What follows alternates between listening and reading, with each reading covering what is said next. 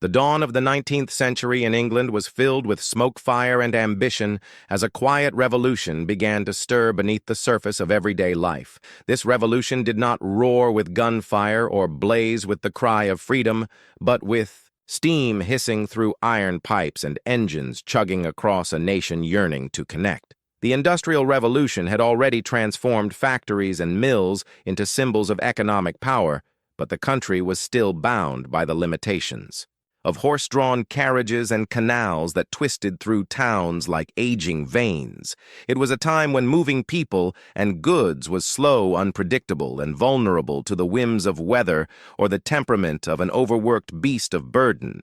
In this world of soot and sweat, one invention would set the course for a new era forever altering how England moved, breathed, and grew. It began quietly in coal mines, where wagons full of black gold were hauled by horses along wooden tracks.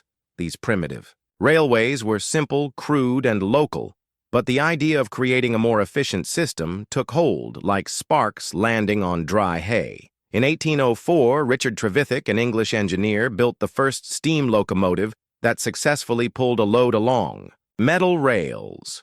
It was a remarkable moment, though few recognized it at the time. His locomotive puffed and squealed as it hauled a short train over a distance of 9 miles, but it struggled with weight and reliability, and the experiment faded from public excitement. Still, the seed had been planted, and inventors across England began to tinker and dream. A man named George Stephenson rose from the coal dust of Northumberland to become the father of the railway, born to illiterate parents and working as a colliery engineer.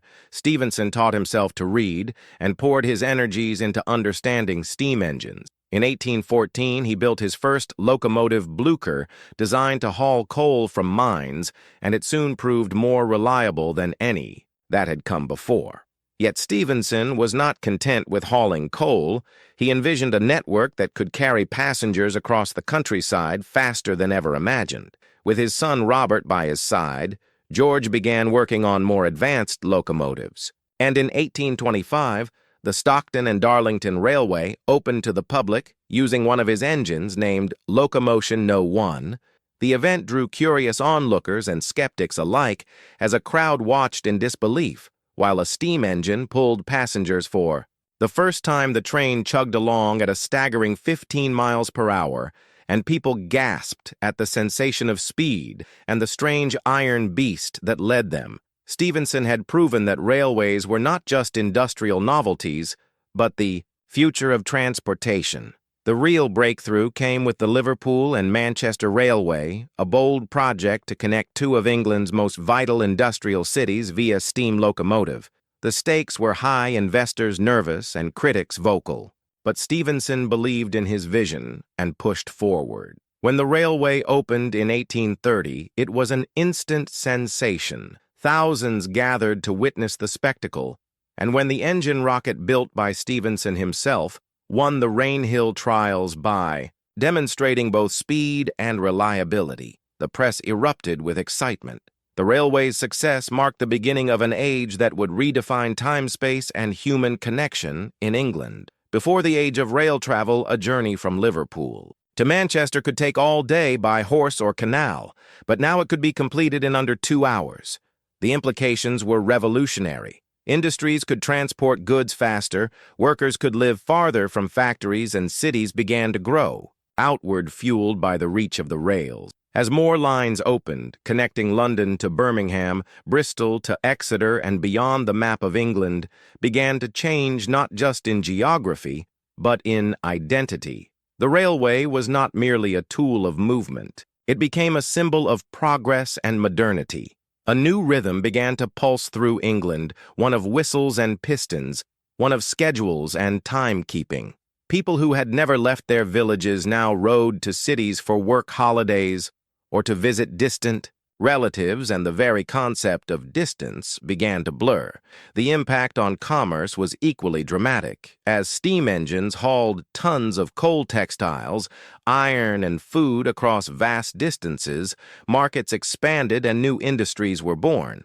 Farmers could ship fresh produce to urban markets, manufacturers could reach distant customers, and newspapers could be delivered daily to towns that once waited days for the latest news.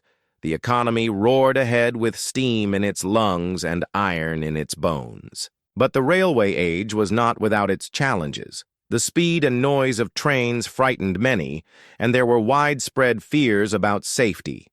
Early accidents caused panic, and the sight of engines hurtling through the countryside struck some as unnatural or dangerous. Yet these fears gradually gave way to awe as the benefits became undeniable. Railways provided employment on an enormous scale, from track layers and engine builders to conductors, station masters, and engineers. Towns that once languished in obscurity blossomed into thriving hubs of trade and travel because a railway line passed nearby. Entire industries, such as tourism, emerged as people began to explore the coasts, mountains, and cities of their homeland. For the first time fueling this expansion was a wave of railway mania during the 1840s, when investors poured money into new lines with dreams of profit and adventure. Some projects failed, leaving behind rusting tracks and empty stations, but many succeeded, weaving a steel web across England that brought its people closer together than ever before. With each passing year, locomotives grew faster, more powerful, and more elegant. Stations became cathedrals of iron and glass, places of wonder and excitement, where steam mingled with perfume and coal dust clung to coats and boots. Children dreamed of becoming engineers, and poets wrote verses to the romance of the rails. The age of steam had begun, not with a single moment, but with a relentless surge of ingenuity, determination, and vision, and England would never be the same again. As the age of steam gained momentum, England transformed from a nation defined by cobblestone roads and winding canals to a country stitched together by ribbons of steel. Railways were no longer a novelty, but a vital artery of life, pulsing with speed, precision, and promise. By the 1840s, the country was gripped by what came to be known as railway mania, a financial frenzy that swept through all corners of society. As investors scrambled to fund new railway companies, ordinary people poured their savings into shares, while speculators bet fortunes on lines that were still nothing more than ink on a map. Parliament was inundated with proposals, and hundreds of new railway bills were approved, leading to an explosion of track construction that saw rail lines crisscrossing the landscape at a pace no one could have predicted. Towns once isolated and dependent on local trade now found themselves plugged into a national network with access to goods markets and opportunities previously unimaginable. A market town in Yorkshire could receive exotic fruits from London or export wool to Birmingham in a matter of days instead of weeks or months. 4. The first time, the entire nation felt interconnected, and the concept of a truly national economy began to take shape. In rural areas, farmers embraced the railway as a lifeline, able to sell fresh dairy produce, meat, and vegetables to distant cities. With unprecedented speed, city dwellers in turn gained access to a richer, more varied diet, and rural poverty began to ease slightly as access to broader markets lifted some communities. Railway stations became bustling centers of life and commerce, transforming quiet villages into thriving settlements. Hotels, restaurants, shops, and warehouses sprang up around major terminals, and the presence of a station could determine whether a town flourished or faded into obscurity. Families that once spent generations in a single village found new freedom to relocate, pursue work, or simply travel for leisure, and a culture of mobility began to emerge. Schools, churches, and entire neighborhoods were built in the shadows of these stations, and the very shape of cities shifted to accommodate this new era of movement. Yet with growth came growing pains. Accidents became more frequent, as more trains raced across the countryside with little standardization or oversight. In the early years, collisions, derailments, and boiler explosions were tragically common, prompting a wave of public concern and governmental scrutiny. One of the most harrowing early incidents was the 1842 accident near Moudon, which killed dozens and exposed the dangers of overconfidence and poor communication between signal stations. These tragedies prompted calls for regulation and oversight, leading to the appointment of railway inspectors and the implementation of new safety protocols, standardized signaling systems, timekeeping. Rules and braking mechanisms were introduced, and railway companies began to coordinate timetables more effectively to reduce the risk of collisions. One of the most important innovations was the introduction of the telegraph, which revolutionized communication between stations, allowing real-time updates about train movements and greatly improving operational safety. These advancements helped to restore public confidence, and the railway continued its relentless expansion.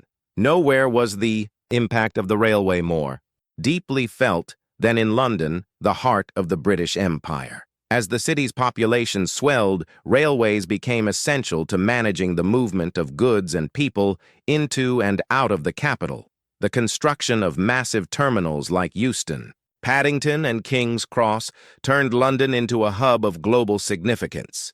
Each of these stations stood as a monument to Victorian engineering, with vast iron roofs, grand clock towers, and platforms that seemed to stretch into infinity. The challenge of building these terminals in a densely populated city was immense, requiring tunnels, bridges, and viaducts that wove through the existing urban fabric, like arteries pushing blood through a body. The London Underground would later emerge from this legacy, further cementing the city's role as a pioneer in public transport. Beyond the capital, railways spurred innovation across engineering, architecture, and design. Bridges were built over rivers, tunnels bored through mountains and entire landscapes. Reshaped to accommodate the relentless push of the tracks, the box tunnel in Wiltshire, designed by Isambard Kingdom Brunel, was hailed as a masterpiece of Victorian engineering, running almost 2 miles through solid limestone. It symbolized the audacity and ambition of the age, where no obstacle was too great and no destination too distant. As railways expanded, so did their influence on time itself. Before the advent of trains, each town kept its own local time based on the sun's position. But this caused chaos for train schedules and passenger planning. Railway companies began to push for standardized time, and by the 1850s, most of England had adopted what came to be known as railway time, a single unified system based on Greenwich Mean Time.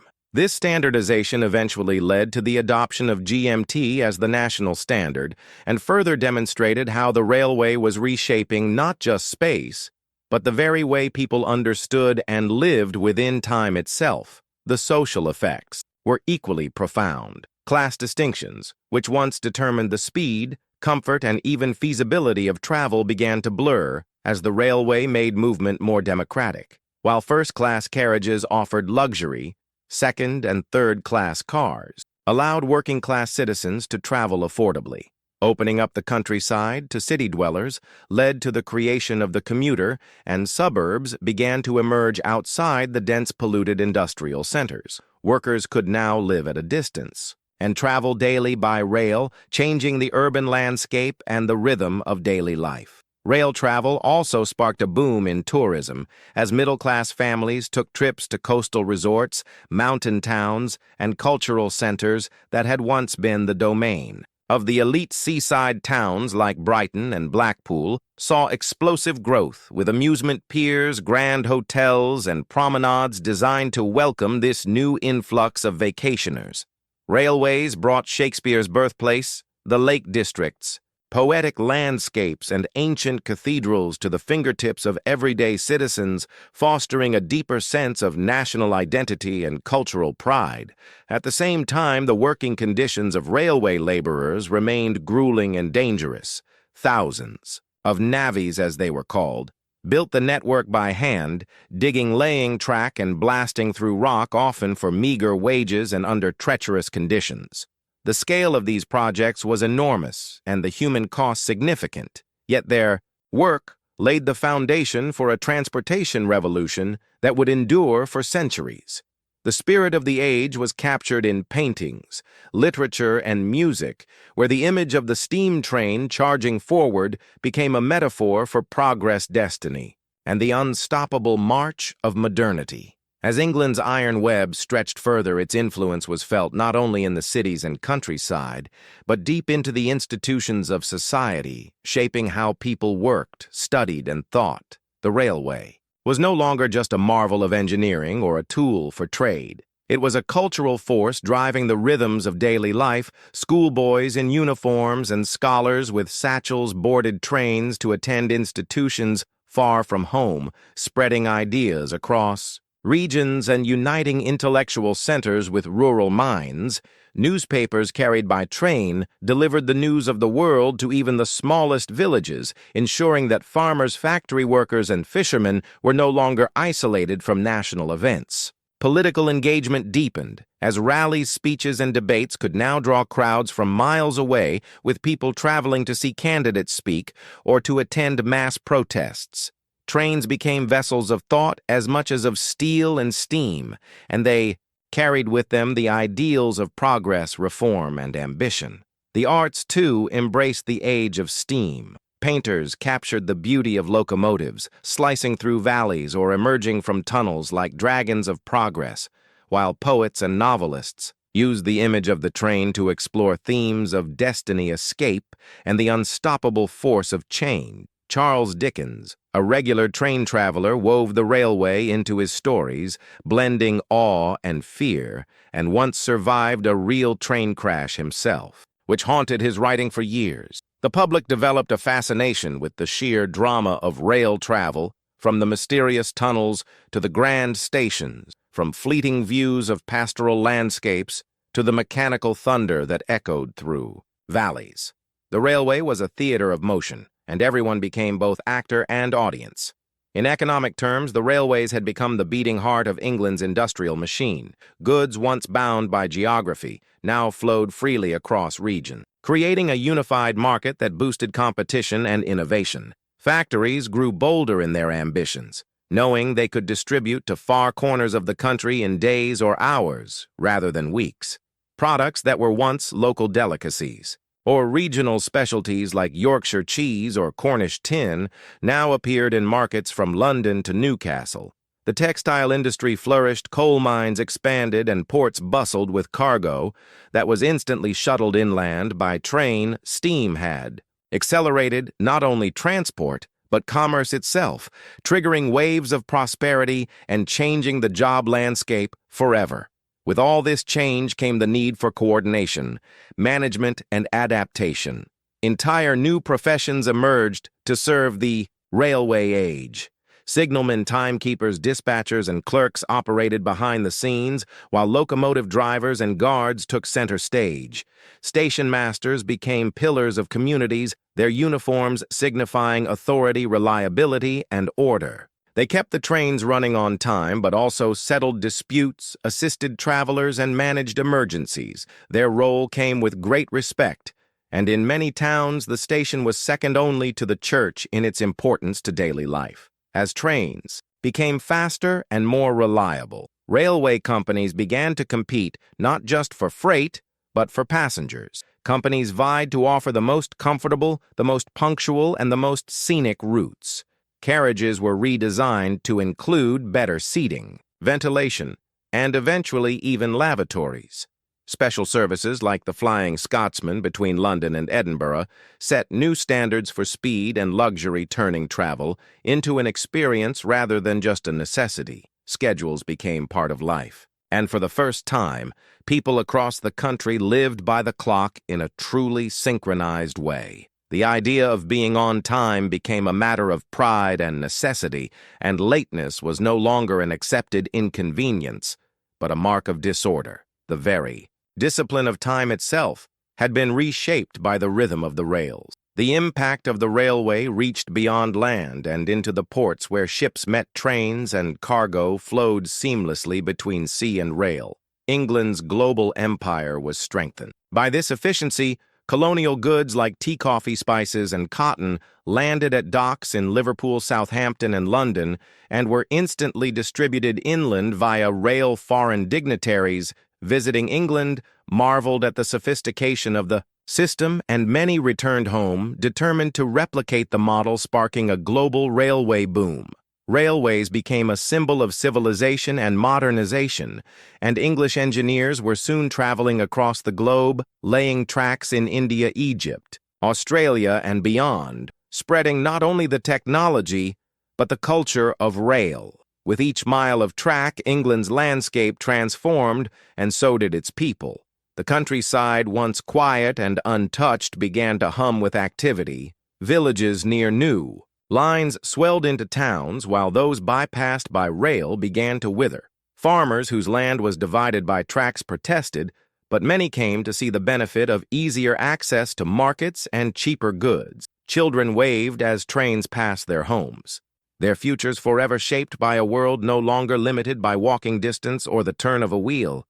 The very sound of a train whistle became a marker of progress, a call to adventure, a promise of change. Yet the railway was not without its costs. As industry expanded, soot and pollution followed. The air around major stations grew thick with coal smoke, and the roar of engines often disrupted once peaceful towns. Landscapes were scarred by embankments, cuttings, and bridges, and in some places ancient woodlands and historical landmarks were swept aside to make room for tracks. The emotional toll of railway accidents continued to stir public fear, especially when disasters struck. Crowded passenger trains and newspapers seized on the tragedies to call for stricter oversight. Safety improved with better signals, brakes, and engineering standards, but the specter of mechanical failure remained. The price of progress was not just financial, it was human and environmental as well. Still, the age of steam refused to be halted. The government recognized the strategic value of railways not only for the economy, but for defense and communication. During times of unrest or military need, troops could be moved rapidly across the country, reinforcing law, order, and imperial strength. The railway served crown and country commerce and citizen alike. It connected the colonies to the capital, the factory to the family, and the dreamer to the distant town. In the great stations of England, people gathered not just to travel, but to say goodbye, to reunite, to begin new lives, to return home. The railway was a stage for emotion etched into the memory of a generation, and no part of life remained untouched by its reach. As the steam age entered its later decades, the British railway system reached a level of sophistication and coverage unmatched anywhere in the world. England's rail network had grown into a national lifeline, its steel veins delivering not only goods and passengers, but ideas, values, and new ways of life. By the 1870s, railways had become so deeply woven into the fabric of British identity that imagining life without them seemed impossible. Every corner of the nation felt their presence, from the industrial towns of the north to the coastal villages of the south. Steam engines not only carried coal and cotton, but also shaped the pace and pattern of modern living. Morning commuters filled platforms, their breath visible in the cold air, as they awaited the whistle that marked the start of another day. Families vacationed in distant places they had once only seen in books. Children pressed against the carriage windows, marveling at hills, forests, rivers, and fields that rushed by in a blur of color and motion. The rhythms of daily life had changed, and so had people's perception of the world. Railways had made England smaller, more connected, more immediate, and more alive. Beneath this marvel, however, ran the machinery of enormous complexity. The sheer task of coordinating thousands of trains required an unprecedented level of organization and discipline. Companies introduced meticulous scheduling and timekeeping systems. Every station clock was synchronized, and every delay logged with precision. Telegraph wires stretched beside the tracks, allowing near-instant communication between stations and reducing the risks of collision. Trains began to run like clockwork, literally and symbolically embodying the Victorian era's obsession with order, progress, and control. And yet, for all their precision and power, railways had begun to reveal their limitations and flaws. Though the technology of steam had propelled the nation forward, it was also heavy, inefficient, and dependent on coal, a fuel source that blackened the skies and poisoned the lungs. The engines themselves were loud, clunky, and required teams of workers to maintain, operate, and fuel them. As England Entered the final decades of the 19th century, engineers and visionaries began to imagine cleaner, faster, more efficient alternatives. Innovations in electricity and internal combustion teased at the edges of possibility, promising a new kind of transport free from soot and steam. While the railway continued to expand with greater reach and complexity, its golden age was slowly giving way to a more modern era.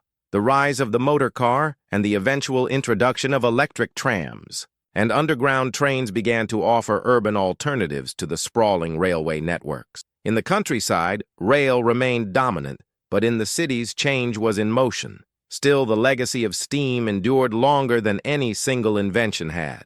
A right to railways had changed how people thought about space-time work and leisure. The cultural memory of the steam train, the sound of the whistle, the sight of smoke curling above hedgerows remained etched in the collective heart of the nation. The great stations stood as monuments to ambition and achievement, places where generations had said farewell, welcomed home, or begun new journeys. In literature, music, and art, the steam train lived on as a symbol of both progress and nostalgia, a bridge between the pastoral past and the industrial future. As the 20th century dawned, England's railways began to evolve, shedding steam for electricity and diesel, consolidating dozens of competing companies into larger unified entities, and preparing for a new era of nationalized infrastructure. The age of steam was not dead, but it was no longer the only story in motion. World wars would soon test the strength and reliability of the railways as troops, munitions, and supplies moved at unprecedented speed across a nation at war. In these moments, the railway once again proved its worth, not just as a tool of commerce, but as the very backbone of survival. Even as jet engines roared into the skies and highways snaked across the land, the railway remained essential, carrying commuters, school children, and freight with the same dependable rhythm it had mastered over a century earlier. By the time steam engines were formally retired from regular service in the 1960s, they had already become legends preserved in museums' heritage lines and the imaginations of those who had ridden them. The story of England's railways is more than the tale of steel wheels and iron tracks. It is the story of a nation learning to move forward together to overcome distance through innovation and to transform the very meaning of travel. In every town touched by the railway, in every station still standing, and in every echo of the past that lingers with the passing of a modern train, the spirit of the steam age lives on. It reminds us that progress is built on the dreams of those who dare to connect the world not just with machines, but with purpose, passion, and vision. The age of steam may have ended, but its tracks remain beneath us, still guiding us forward.